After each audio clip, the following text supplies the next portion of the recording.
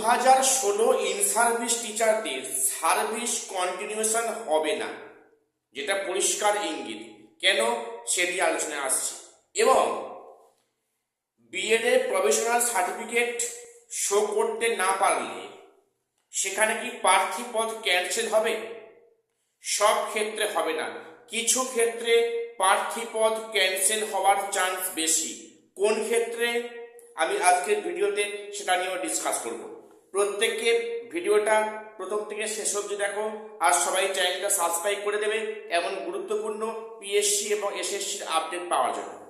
আজকে প্রথম বিষয়টি আসি যে 2016 যোগ্য ইন সার্ভিস টিচার যারা 2025-এ পুনরায় তাদের যোগ্যতার প্রমাণ দেখিয়েছে এবং তাদের কাউন্সেলিং অবধি অনেকে হয়ে গিয়েছে বা কারো কাউন্সেলিং সামনে আগামীতে আছে, তো এনারা যে পুনরায় সার্ভিসে জয়েন করবেন সেক্ষেত্রে কি সার্ভিস কন্টিনিউশন হবে না সেখানে সার্ভিস ব্রেক হবে? তার উত্তর পরিষ্কার, সার্ভিস ব্রেক হবে। কারণ যেটা কমিশন যেটা করতে চলেছে সেখানে সার্ভিস ব্রেক হবে এমনটাই বিষয়। দেখো সেখানে মেনলি দুটো ফ্যাক্টরস কাজ করছে। নাম্বার ওয়ান, 2016-এ যে পরীক্ষা হচ্ছে তার নাম ফার্স্ট এসএলএসটি এবং যেটা 2025-এ হলো ওটা সেকেন্ড এসএলএসটি। তাহলে যেহেতু এই 2025-এর পরীক্ষাটা ফার্স্ট এসএলএসটি দিয়ে হয়নি, নতুন নাম হয়েছে সেকেন্ড এসএলএসটি, তাহলে এক্ষেত্রে এটা একটা নতুন চাকরিতে জয়েন করছে, এখানে কোনো কন্টিনিউশনের প্রশ্নটা আসছে না, নাম্বার ওয়ান। নাম্বার টু, 2025-এ যে পুনরায় পিভিআর অর্থাৎ পুলিশ ভেরিফিকেশন এবং সেখানে মেডিকেল চেক আপটা পুনরায় হচ্ছে। একটা তো 2016 হয়েছিল, এই টিচাররা এই যোগ্যতা প্রমাণ দেখিয়েছে পিভিআর এবং মেডিকেল টেস্ট। এখন সেই সমস্ত টিচারদের আবার পুনরায় পিভিআর এবং মেডিকেল চেক আপ করতে হবে চাকরিতে জয়েন করার ক্ষেত্রে।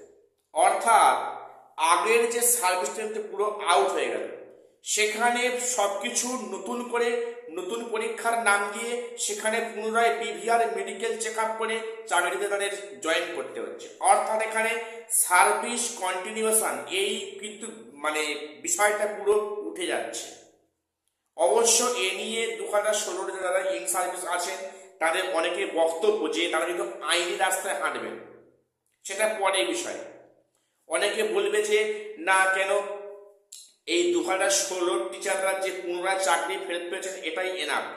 দেখো এনাফ ঠিক আছে, একজন যোগ্য টিচার একজন যোগ্য শিক্ষক তার সার্ভিস ব্রেক কেন হবে এ বিষয়টা কিন্তু বেশ ভাববার আছে।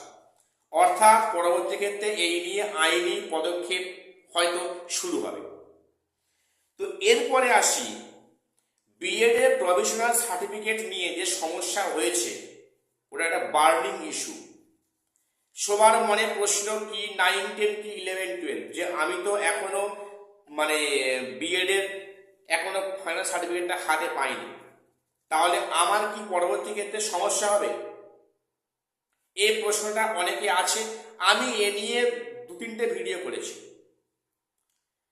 আমি এখন তোমাদের বলছি যে তোমরা যদি বিএড এর প্রভিশনাল সার্টিফিকেট ইস্যু করো সেক্ষেত্রে প্রার্থী পদ বাতিল হবে না, এটা শিওর, পরিষ্কার, কোনো সম্ভাবনা নেই, সেরকম কোনো যুক্তি বা কোনো লজিক নেই। কিন্তু কিন্তু বিশেষ ক্ষেত্রে কমিশন বা মধ্যশিক্ষা পর্ষদ তাদের প্রার্থী পদ বাতিল করলে করতে পারে, সে রাইটটা আছে। কাদের ক্ষেত্রে? যে সমস্ত ক্যান্ডিডেটরা প্রভিশনাল সার্টিফিকেট ইস্যু করবে, মেন সার্টিফিকেট অরিজিনাল সার্টিফিকেট দেখাতে পারবে না। কোন ক্ষেত্রে?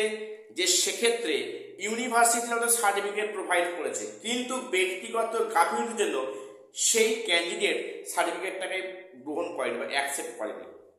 অনেক ক্ষেত্রে হয় কি বলতো, যে সে হয়তো বিএড পাস আউট করেছে আজ থেকে প্রায় 8-9 বছর আগে, সেই ক্যান্ডিডেট কিন্তু এখনো মানে গাফিলতি করে সে এখনো সার্টিফিকেটটাকে কলেজ থেকে সংগ্রহ করেনি।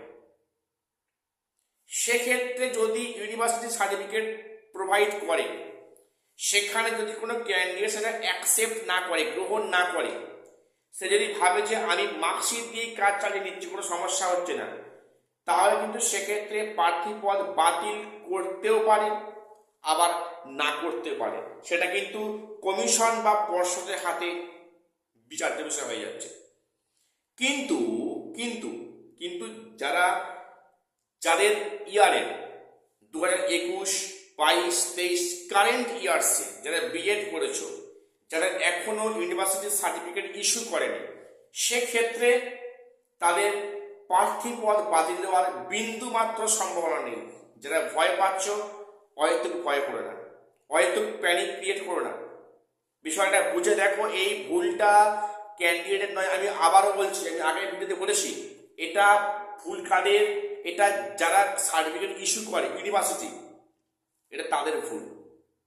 অর্থাৎ এখানে সাময়িক, দেখো একটা বিষয় বলে রাখি, এই যে বিষয়টা হচ্ছে না, যেটা করছে মধ্যশিক্ষা পর্ষদ, সম্পূর্ণ আমার মনে হয়েছে চাকরিটাকে একটা লেন্দি করার উপায়।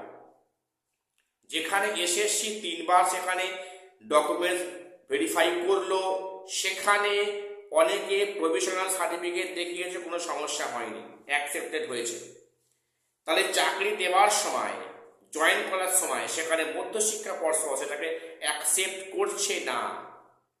এটা একটা ছোট বাচ্চাও বুঝতে পারবে বিষয়টা কেন হচ্ছে, যাতে করে এই প্রসেসটা 10 দিন, 20 দিন, 1 মাস, 2 মাস, 3 মাস বিষয়টাকে আরো পিছিয়ে দেওয়া যায়। অর্থাৎ কোন রকমের ভোট বৈতরণীটা পার হয়ে যাওয়ার পর যদি সেখানে জয়েন করানো যেতে পারে, তাহলে তো কয় মাসের স্যালারি তো বেশি যাবে, ইত্যাদি অনেক ফ্যাক্টর কাজ করছে। সে বিষয়ে আমার আজকে বক্তব্য নয়, সেটা বলা উচিত নয়। তাহলে প্রভিশনাল সার্টিফিকেট নিয়ে যারা হয়তো ভয় পাচ্ছ, ভয় তারাই পাবে যারা ইচ্ছা করে সার্টিফিকেট এখনো গ্রহণ করনি, ঠিক আছে, সমস্যা হবে। তাদের কি হবে সেটা কিন্তু কমিশন বা সেটা পর্ষদ ঠিক করবে, সেখানে কোনো মার্সি, কোনো মানে ক্ষমা নেই।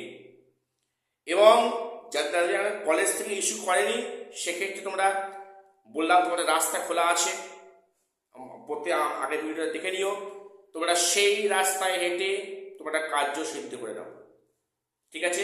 এক্ষেত্রে ভয় পাওয়ার কোনো কারণ নেই। আজকে এটুকু আপডেট আবার দেওয়া ছিল, প্রত্যেকটা চ্যানেলটা সাবস্ক্রাইব করে দিও এমন এসএসসি পিএসসি আপডেট পাওয়ার জন্য। আর শেষ করলাম, দেখা হচ্ছে পরে কোনো ভিডিও।